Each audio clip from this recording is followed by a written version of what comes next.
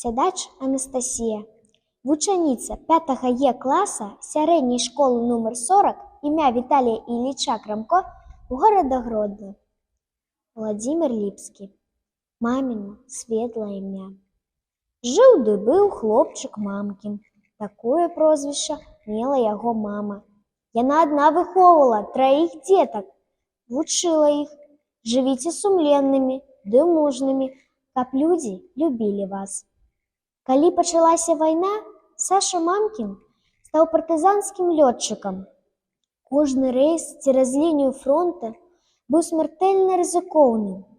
На апошні рэйс у маленькі самалёт мамкіна загрузілі 10 дзяцей-сірот полацкага дзетдома, іх выхавальніцу і 2 параненых партызанаў. Нябесную калыску мамкіна падбілі фашысцкія каршуны. Загарэўся шлем лётчыка, гарэлі рукавіцы, камбінезон, пачалі плавіцца акуляры. Але Саша мамкін нястомна кіраваў самалёт на зямлю, дзе не было вайны. Усе пасажыры вогненнага самалёта былі выратаваны, а мамкін згарэў жывым факелам. Так паступіў герой, выхаваны мамай мамкінай. Здаліся загадкі, чаму хлопчык і яго мама мелі такое прозвішча, ад якой мамкі займелі яго, кім яна была, хто ёй надаў сямейнае званне, за якія душэўныя і чалавечыя якасці.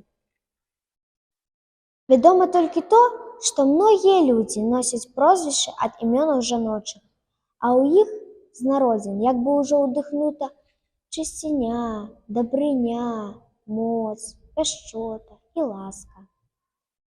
Праваслаўная царква цяпер святкуе 240 імёнаў святых жанчын.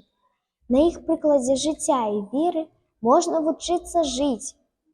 Ад іх імёнаў пайшлі шматлікія прозвішчы.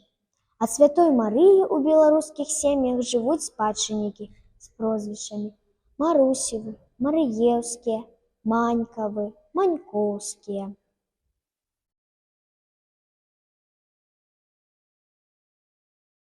Першай асветніцай Беларусі і жанчынай-асветніцай з'яўляецца Ефрасіня Полацкая. Любоў Тарасюк, Ефрасіня, 12 стагоддзе. Забыць сваё імя? Дзе корань роду слаўны? Няпраўда, я твая ўнучка, Усяславе!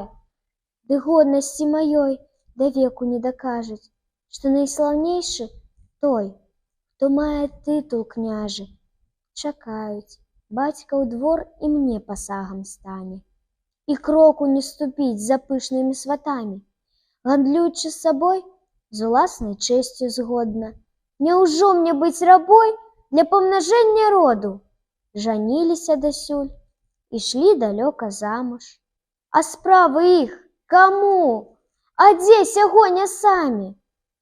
І гіне першы той, хто ўзнімі меч на брата, рукою здрады злой, не толькі ў поле ратным. На іхняй славе тлен, нарошчаны вякамі. Імя іх не ўзнясе і надмагільны камень, ды кожны задрыжыць сваёй душою сподняй у найапошні міг прад волею Гасподняй.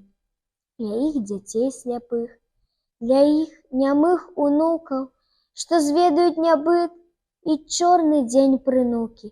Я знаю, што зраблю перад судом суровым. Я славу зберагу, я прынясу ім слова.